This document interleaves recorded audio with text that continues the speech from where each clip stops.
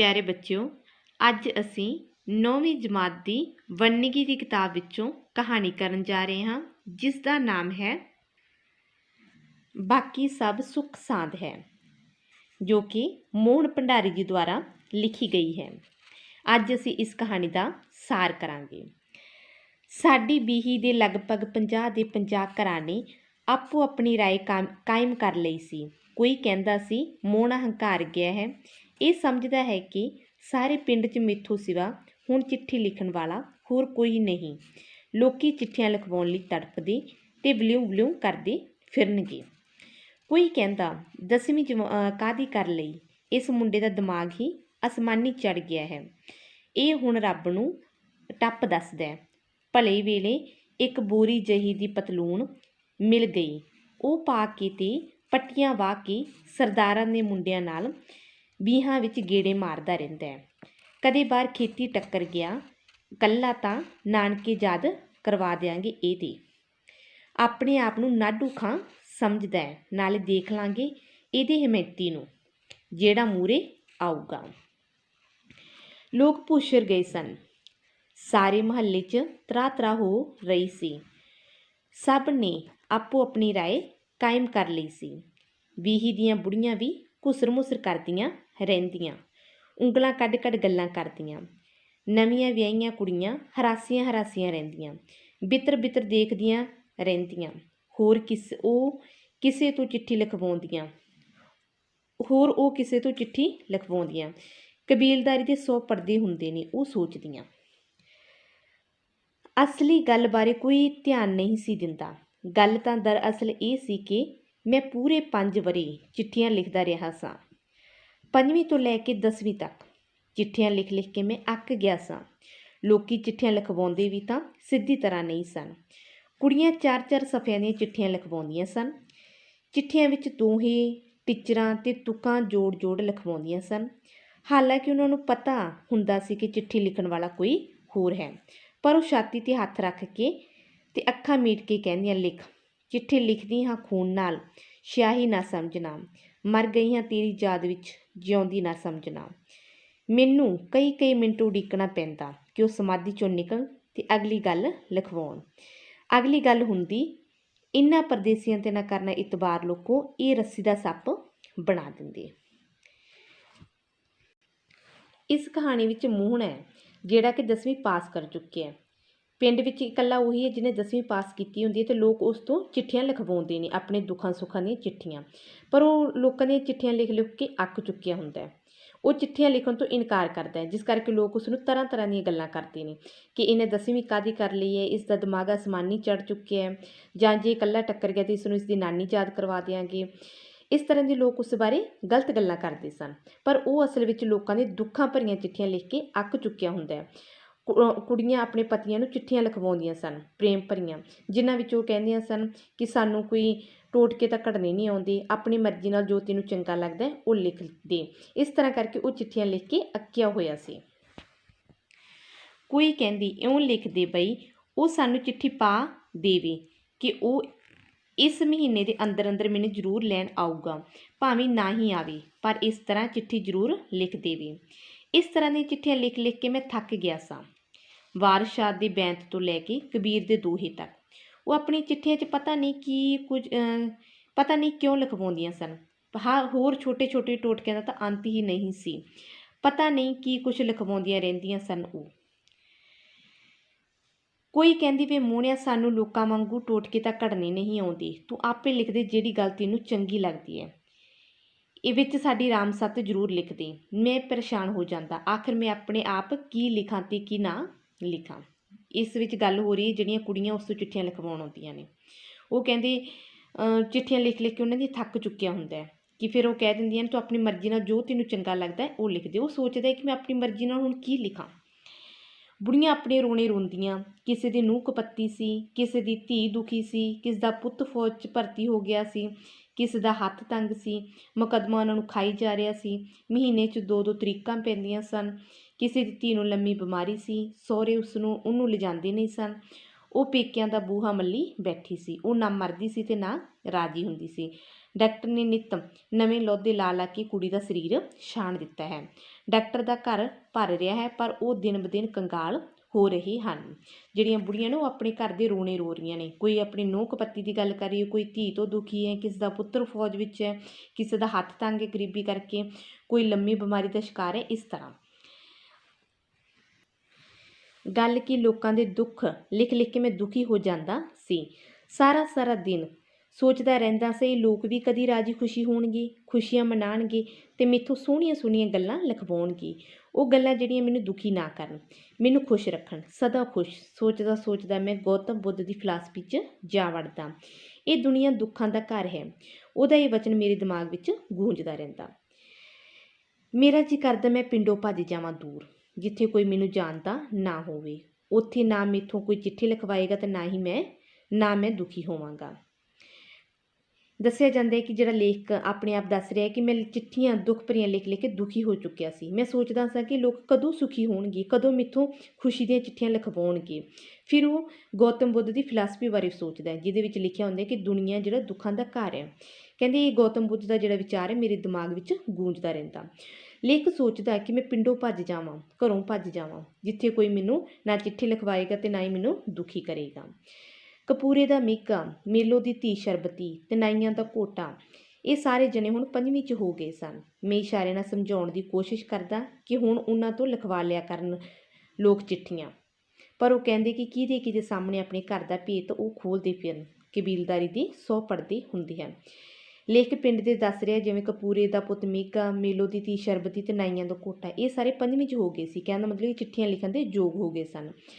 ਲੇਖਕ ਇਸ਼ਾਰੇ ਨਾਲ ਲੋਕਾਂ ਨੂੰ ਸਮਝਾਉਣ ਦੀ ਕੋਸ਼ਿਸ਼ ਕਰਦਾ ਕਿ ਹੁਣ ਉਹਨਾਂ ਤੋਂ ਚਿੱਠੀਆਂ ਲਿਖਵਾ ਲਿਆ ਕਰਨ, ਪਰ ਉਹ ਕਹਿੰਦੇ ਕਿ ਅਸੀਂ ਆਪਣੀ ਕਬੀਲਦਾਰੀ ਦੇ ਕਿਹਦੇ ਕੋਲ ਪਰਦੇ ਫੋਲਦੇ ਫਿਰੀਏ, ਕਿਉਂਕਿ ਕਬੀਲਦਾਰੀ ਦੇ 100 ਪਰਦੇ ਹੁੰਦੇ ਹਨ। ਮੂਣ ਸਿਆਂ ਤੇਥੋਂ ਕਦੇ ਅਸੀਂ ਕੋਈ ਗੱਲ ਲੁਕਾ ਕੇ ਨਹੀਂ ਰੱਖੀ। ਹਰ ਗੱਲ ਆਪਣੇ ਧੀਆਂ ਪੁੱਤਾਂ ਵਾਂਗ ਤੇਰੇ ਨਾਲ ਕਰ ਲੈਂਦੇ ਹਾਂ, ਆਪਣੇ ਦਿਲ ਫੁੱਲ ਲੈਂਦੇ ਹਾਂ ਤੇਰੇ ਕੋਲ। ਹੋਰ ਕੀ ਹੈ ਇੱਥੇ, ਬਸ ਆਪਣਾ ਦਿਲ ਹੌਲਾ ਹੋ ਜਾਂਦਾ ਹੈ ਜਰਾ, ਨਾਲੇ ਤੂੰ ਸਾਡੀ ਸੁਣ ਵੀ ਲੈਣਾ ਧਿਆਨ ਨਾਲ। ਉਹਨਾਂ ਦਾ ਲਾਡ ਨਾਲ ਕਿਹਾ ਮੂਹਣ ਸਿਆਂ ਮੈਨੂੰ ਚੰਗਾ ਲੱਗਦਾ। ਉਹ ਸੱਚੇ ਵੀ ਸਨ। ਮੈਂ ਉਹਨਾਂ ਦੇ ਘਰ ਦੀ ਹਰੇਕ ਗੱਲ, ਹਰੇਕ ਘਟਨਾ ਥੋੜ ਤੇ ਲੋੜ ਤੋਂ ਜਾਣੂ ਸਾਂ, ਜਿਵੇਂ ਮੈਂ ਉਹਨਾਂ ਦੇ ਟੱਬਰ ਦਾ ਹੀ ਇੱਕ ਜੀ ਹੋਵਾਂ। ਇਹ ਸੋਚ ਕੇ ਮੈਂ ਨੀਵੀਂ ਪਾ ਲੈਂਦਾ ਤੇ ਮੈਨੂੰ ਸ਼ਰਮ ਜਿਹੀ ਆ ਜਾਂਦੀ। ਆਖਰ 2 ਲਫ਼ਜ਼ ਲਿਖਣ ਪਿੱਛੇ ਮੈਂ ਉਹਨਾਂ ਨੂੰ ਇੰਨਾ ਤੰਗ ਕਿਉਂ ਕਰਦਾ ਸਾਂ, ਕਿਉਂ ਜਵਾਬ ਦੇ ਦਿੰਦਾ ਸਾਂ ਚਿੱਠੀ ਲਿਖਣ ਤੋਂ। ਲੋਕ ਮੋਹਨ ਸਿੰਘ ਨੂੰ ਕਹਿੰਦੇ ਨੇ, ਮੋਹਣੇ ਨੂੰ, ਕਿ ਤੂੰ ਸਾਡੇ ਧੀਆਂ ਪੁੱਤਾਂ ਵਾਂਗ ਹੀ ਹੈ। ਅਸੀਂ ਤੇਰੇ ਕੋਲ ਆਪਣੇ ਦੁੱਖ ਰੋ ਲੈਂਦੇ ਹਾਂ, ਦਿਲ ਫੁੱਲ ਲੈਂਦੇ ਹਾਂ। ਹਰੇਕ ਕੋਲ ਦਿਲ ਫੁੱਲਿਆ ਨਹੀਂ ਜਾਂਦਾ। ਜਦੋਂ ਲੇਖਕ ਨੂੰ ਲੋਕ ਮੋਹਨ ਸਿਆਂ ਕਹਿੰਦੇ ਤਾਂ ਉਹ ਬਹੁਤ ਖੁਸ਼ ਹੁੰਦਾ। ਲੇਖਕ ਵੀ ਸੋਚਦਾ ਕਿ ਉਹ ਉਹਨਾਂ ਦੇ ਘਰ ਦੇ ਇੱਕ ਮੈਂਬਰ ਦੀ ਤਰ੍ਹਾਂ ਹੀ ਸੀ, ਕਿਉਂਕਿ ਉਹਨੂੰ ਹਰੇਕ ਦੇ ਘਰ ਦਾ ਜਿਹੜੀ ਚਿੱਠੀਆਂ ਲਿਖਵਾਉਂਦੀ ਸੀ, ਉਹਨਾਂ ਦੀ ਹਰੇਕ ਗੱਲ, ਹਰੇਕ ਘਟਨਾ, ਹਰੇਕ ਜ਼ਰੂਰਤ ਦਾ ਉਸਨੂੰ ਪਤਾ ਸੀ। ਉਹ ਇਸੇ ਤਰ੍ਹਾਂ ਲੱਗਦਾ ਸੀ ਜਿਵੇਂ ਉਹਨਾਂ ਦੇ ਟੱਬਰ ਦਾ ਇੱਕ ਜੀ ਹੋਵੇ। ਪਰ ਫਿਰ ਵੀ ਲੇਖਕ ਨੂੰ ਸ਼ਰਮ ਜੀ ਆ ਜਾਂਦੀ ਸੀ। ਫਿਰ ਉਹ ਕਈ ਵਾਰ ਸੋਚਦਾ ਕਿ ਉਹ ਕਿਉਂ ਲੋਕਾਂ ਨੂੰ ਤੰਗ ਕਰਦਾ ਹੈ, ਕਿ ਉਹ ਚਿੱਠੀਆਂ ਕਿਉਂ ਉਹਨਾਂ ਨੂੰ ਲਿਖ ਕੇ ਦੇਵੇ। ਪਰ ਇਸ ਦੇ ਬਾਵਜੂਦ ਮੇਰੀ ਝਿਜਕ ਦੂਰ ਨਾ ਹੋਈ। ਬਹੁਤ ਜ਼ਿਆਦਾ ਸੋਚਣ ਦੇ ਬਾਵਜੂਦ ਵੀ ਕੀ ਹੈ, ਲੇਖਕ ਦੀ ਜਿਹੜੀ ਸ਼ਰਮ ਹੈ, ਝਿਜਕ ਹੈ, ਮੈਂ ਦੂਰ ਨਹੀਂ ਹੁੰਦੀ। ਹਰ ਮੌਕੇ 'ਤੇ ਮੈਂ ਉਹਨਾਂ ਨੂੰ ਟਾਲਣ ਦੀ ਕੋਸ਼ਿਸ਼ ਕਰਦਾ। ਹਰ ਰੋਜ਼ ਹੀ ਕੱਲ੍ਹ ਨੂੰ ਲਿਖ ਦਊਂ ਕਹਿ ਕੇ ਲਾਰਾ ਲਾ ਛੱਡਦਾ। ਪਤਾ ਨਹੀਂ ਹੁਣ ਚਿੱਠੀ ਲਿਖਣ ਲਈ ਕਿਸੇ ਦੇ ਘਰ ਜਾਣ ਲੱਗਿਆ ਮੈਨੂੰ ਸ਼ਰਮ ਕਿਉਂ ਮਹਿਸੂਸ ਹੁੰਦੀ ਸੀ। ਪਤਾ ਨਹੀਂ ਮੈਂ ਕਿਉਂ ਝਿਜਕਦਾ ਸਾਂ। ਮਨ ਨੂੰ ਸਮਝਾਉਂਦਾ ਵੀ ਹੈ ਕਿ ਕੁਝ ਨਹੀਂ ਹੋਣਾ ਜੇ ਉਹਨਾਂ ਦੀ ਚਿੱਠੀਆਂ ਲਿਖ ਦੇਂਗਾ, ਪਰ ਫਿਰ ਵੀ ਕਹਿੰਦਾ ਮੈਨੂੰ ਵਾਰ-ਵਾਰ ਸ਼ਰਮ ਮਹਿਸੂਸ ਹੁੰਦੀ ਸੀ।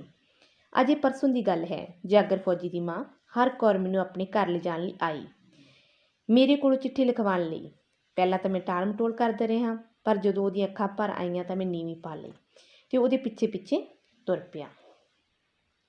ਆਪਣੇ ਘਰ ਜਾ ਕੇ ਉਹਨੇ ਬਾਹਰਲੇ ਦਰਵਾਜ਼ੇ ਕੋਲ ਮੇਰੀ ਖਾਤਰ ਪੀੜ੍ਹੀ ਢਾ ਦਿੱਤੀ। ਮੈਂ ਚੁੱਪ ਕਰਕੇ ਬੈਠ ਗਿਆ। ਉਹ ਉੱਠ ਕੇ ਕਾੜ੍ਹਨੀ 'ਚ ਦੁੱਧ ਦਾ ਗਲਾਸ ਭਰ ਲਿਆਈ। ਮੈਂ ਬੜੀ ਨਾਂਹ ਨੁੱਕਰ ਕੀਤੀ, ਪਰ ਉਸਨੇ ਕਿਹਾ ਪੀ ਲੈ ਪੁੱਤ, ਕਿਹੜਾ ਜੈ ਖਾਣਾ ਆਪਾਂ ਮੁੱਲ ਲਿਆਂਦਾ ਕਿਤੋਂ। ਸੁੱਖ ਨਾਲ 2 ਲਵੇਰੀਆਂ ਖੜੀਆਂ ਨੇ ਘਰ, ਬੇਸ਼ੱਕ ਲੈ ਜਾਇਆ ਕਰ, ਵੇਲੇ ਕੁ ਵੇਲੇ ਲੋੜ ਪੈ ਜਾਵੇ ਜੇ ਕਦੇ। ਅਸੀਂ ਪੁੱਤ ਤੇਰਾ ਹੱਕ ਨਹੀਂ ਰੱਖਦੇ, ਬਸ ਚਿੱਠੀ ਦੇ ਬੋਲ ਜਰਾ ਚੰਗੇ ਲਿਖ ਦੇਈਂ। ਆ ਲੈ ਫੜ ਕਾਟ। ਉਹਨੇ ਕਾਂਸੀ ਦੀ ਥਾਲੀ 'ਤੇ ਰੱਖ ਕੇ ਪੋਸਟ ਕਾਰਡ ਮੈਨੂੰ ਫੜਾ ਦਿੱਤਾ। ਇੱਕ ਗੱਲ ਕਰ ਰਹੇ ਜਾਗਰ ਫੌਜੀ ਦੀ ਮਾਂ ਹਰ ਕੌਰ ਦੀ, ਜਿਹੜੀ ਆਪਣੇ ਪੁੱਤਰ ਜਿਹੜਾ ਫੌਜ 'ਚ ਉਹਨੂੰ ਚਿੱਠੀ ਲਿਖਵਾਉਣ ਲਈ ਲੇਖਕ ਨੂੰ ਘਰ ਲੈ ਕੇ ਜਾਂਦੀ ਹੈ। ਉਸ ਨੂੰ ਘਰ ਲਿਜਾ ਕੇ ਗੇਟ ਦੇ ਬਾਹਰਲੇ ਆਪਣੇ ਘਰ ਦੇ ਬਾਹਰਲੇ ਦਰਵਾਜ਼ੇ ਕੋਲ ਪੀੜੀ ਡਾ ਕੇ ਦਿੰਦੀ ਹੈ ਅਤੇ ਦੁੱਧ ਪੀਣ ਲਈ ਉਸ ਨੂੰ ਕਹਿੰਦੀ ਹੈ। ਪਰ ਲੇਖ ਨਾ ਨੁੱਕਰ ਕਰਦਾ, ਪਰ ਫਿਰ ਵੀ ਉਸ ਨੂੰ ਕਹਿ ਰਹੀ ਹੈ ਕਿ ਉਸਦੇ ਘਰ ਦੁੱਧ ਹੈ, ਜੇਕਰ ਉਹਨੂੰ ਜ਼ਰੂਰਤ ਪਵੇ ਤਾਂ ਉਹ ਦੁੱਧ ਘਰ ਵੀ ਲਿਜਾ ਸਕਦਾ ਹੈ। ਪਹਿਲਾਂ ਦੁੱਧ ਦੀ ਘੁੱਟ ਭਰ ਲੈ ਪੁੱਤ, ਬੈ ਭਰ ਜੂ, ਉਹਨੇ ਪਿੱਤਲ ਦੇ ਗਲਾਸ ਵੱਲ ਇਸ਼ਾਰਾ ਕਰਦਿਆਂ ਕਿਹਾ। ਮੈਂ ਸੰਗਦਿਆਂ ਗਲਾਸ ਮੂੰਹ ਨੂੰ ਲਾ ਲਿਆ, ਪਰ ਇੱਕਦਮ ਮੂੰਹ ਤੋਂ ਲਾ ਵੀ ਲਿਆ। ਗਰਮ ਗਰਮ ਦੁੱਧ ਨੇ ਮੇਰੀ ਜੀਭ, ਗਰਮ ਗਰਮ ਗਲਾਸ ਨੇ ਮੇਰੇ ਬੁੱਲ੍ਹ ਫੂਕ ਦਿੱਤੇ। ਮੈਨੂੰ ਬੁੜੀ 'ਤੇ ਬਹੁਤ ਗੁੱਸਾ ਆਇਆ। ਮੇਰੀ ਜੀਭ ਅਜੇ ਵੀ ਜਲੂੰ ਜਲੂੰ ਕਰ ਰਹੀ ਸੀ। ਬੁੜੀ ਵੀ ਡਰ ਜਿਹੀ ਗਈ। ਉਸਨੇ ਦੁੱਧ ਫੈਂਟ ਫੈਂਟ ਪਾਣੀ ਵਰਗਾ ਕਰ ਦਿੱਤਾ, ਜਿਹੜਾ ਮੈਂ ਇੱਕੋ ਸਾਹ ਪੀ ਗਿਆ। ਦੁੱਧ ਦਾ ਗਲਾਸ ਧੱਕੇ ਨਾਲ ਹਰ ਕੌਰ ਲੇਖ ਨੂੰ ਦਿੰਦੀ ਹੈ। ਗਰਮ ਗਰਮ ਦੁੱਧ ਜਦੋਂ ਲੇਖ ਪੀਣ ਲੱਗਦਾ ਤਾਂ ਉਸਦੀ ਜੀਭ 'ਤੇ ਉਸਦੇ ਜਿਹੜੇ ਬੁੱਲ੍ਹ ਨੇ ਗਰਮ ਦੁੱਧ ਨਾਲ ਫੂਕੇ ਜਾਂਦੇ ਨੇ। ਉਸ ਨੂੰ ਲੇਖ ਨੂੰ ਹਰ ਕੌਰ 'ਤੇ ਗੁੱਸਾ ਵੀ ਆਉਂਦਾ ਹੈ, ਅਤੇ ਜਿਸ ਤੋਂ ਡਰਦੀ ਹੋਈ ਹਰ ਕੌਰ ਕੀ ਕਰਦੀ, ਉਸ ਨੂੰ ਦੁੱਧ ਫੈਂਟ ਫੈਂਟ ਕੇ ਪਾਣੀ ਵਰਗਾ ਕਰ ਦਿੰਦੀ, ਜਿਸ ਨਾਲ ਕਿ ਲੇਖ ਇੱਕੋ ਸਾਹ ਵਿੱਚ ਦੁੱਧ ਨੂੰ ਪੀ ਜਾਂਦਾ ਹੈ।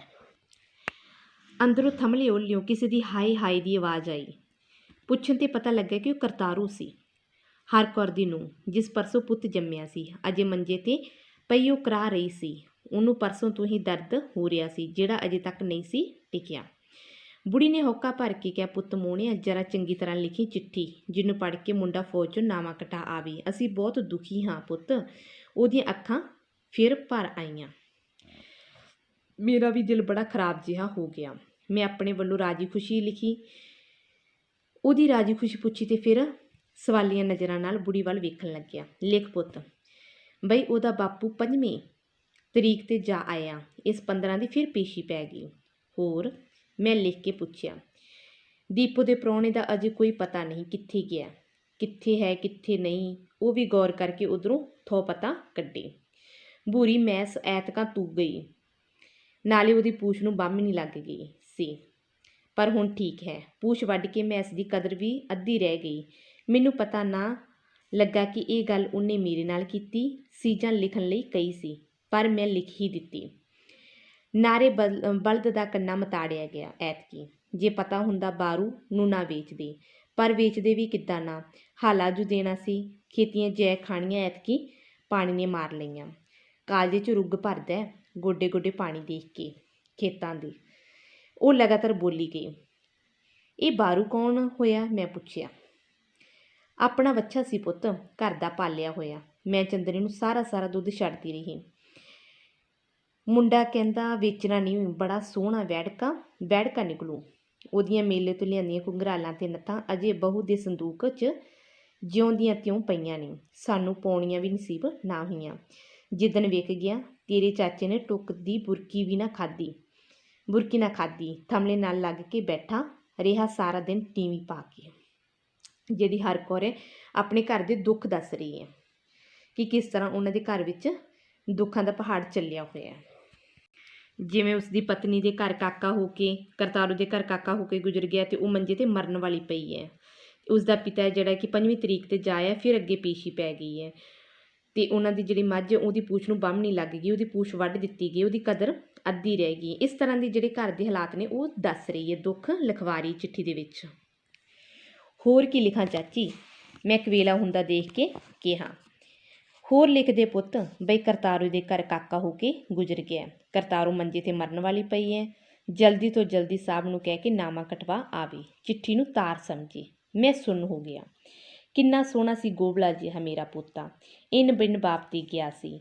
ਤਿੱਖਾ ਨੱਕ, ਚੌੜਾ ਮੱਥਾ ਅਤੇ ਭਰਮਾ ਚਿਹਰਾ, ਮੂੰਹ ਜਿਵੇਂ ਹਸੂ ਕਰਦਾ ਸੀ। ਜਦੋਂ ਦੀਵੇ ਚਾਨਣੇ ਮੈਂ ਦੇਖਿਆ ਤਾਂ ਇਉਂ ਲੱਗਿਆ ਜਿਵੇਂ ਸਮਰਥਕ ਮੇਰਾ ਪੁੱਤ ਆ ਗਿਆ ਹੋਵੇ ਛੁੱਟੀ ਲੈ ਕੇ ਫੌਜ 'ਚੋਂ।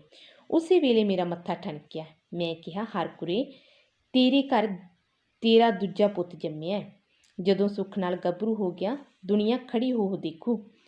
ਰੱਬ ਸੁੱਖ ਰੱਖੇ, ਲੰਮੀ ਉਮਰ ਦੇਵੇ ਮੇਰੇ ਪੋਤੇ ਨੂੰ। ਪਰ ਸਾਡੇ ਭਾਗ ਖੋਟੇ। ਬੁੜੀ ਆਪੇ ਬੁੜਬੜਾਈ। ਭਾਬੀ ਦੀ ਉਮਰ ਲੰਮੀ ਚਾਹੀਦੀ ਹੈ ਚਾਚੀ, ਇਹਦਾ ਧਿਆਨ ਨਾਲ ਇਲਾਜ ਕਰਵਾ, ਨਾਲੇ ਜਿਉਂਦਾ ਰਹੇ ਸਾਡਾ ਭਾਈ। ਉਹਦੀ ਲਿਖੀ ਹੀ ਇੰਨੀ ਕੁ ਸੀ, ਮੈਂ ਦਿਲਾਸਾ ਦਿੰਦਿਆਂ ਕਿਹਾ। ਚਾਚੀ ਨੇ ਸਿਰ 'ਤੇ ਰੱਖੇ ਖੱਦਰ ਦੇ ਪਰਨੇ ਨਾਲ ਅੱਖਾਂ ਪੂੰਝੀਆਂ। ਲਿਖ ਤਾਂ ਪੁੱਤ ਸਭ ਕੁਛ? ਚਾਚੀ ਨੇ ਕਿਹਾ। ਆਹੋ ਚਾਚੀ, ਮੈਂ ਬੜੀ ਮੁਸ਼ਕਿਲ ਨਾਲ ਕਹਿ ਸਕਿਆ। ਚੰਗਾ ਪੁੱਤ, ਇੱਕ ਵਾਰੀ ਸਾਰੀ ਚਿੱਠੀ ਵਾਚ ਕੇ ਸੁਣਾ ਦੇ ਮੈਨੂੰ। ਕੋਈ ਭੁੱਲੀ ਚੁੱਕੀ ਗੱਲ ਚੇਤੇ ਆਜੂ ਨਾਲੇ। ਉਹਦੀਆਂ ਅੱਖਾਂ 'ਚ ਤਰਲਾ ਸੀ। मैं सारी चिट्ठी पढ़ के सुना दी। बस चाची, मैं एड्रैस लिखद्या पूछया। बस पुत लिख दे, बाकी सुख सांद है, बाकी सब सुख सांद है।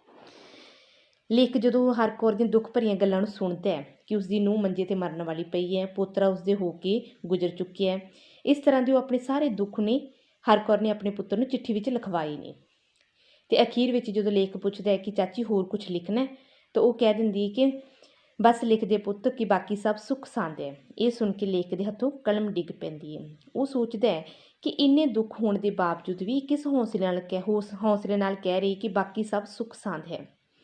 ਇਹ ਸੀ ਬੇਟਾ ਆਪਣਾ ਇਸ ਕਹਾਣੀ ਦਾ ਸਾਰ। ਉਮੀਦ ਹੈ ਕਿ ਸਮਝ ਆਈ ਹੋਵੇਗੀ। ਇਸ ਨੂੰ ਬੇਟਾ ਤੁਸੀਂ ਯਾਦ ਕਰੋਗੇ।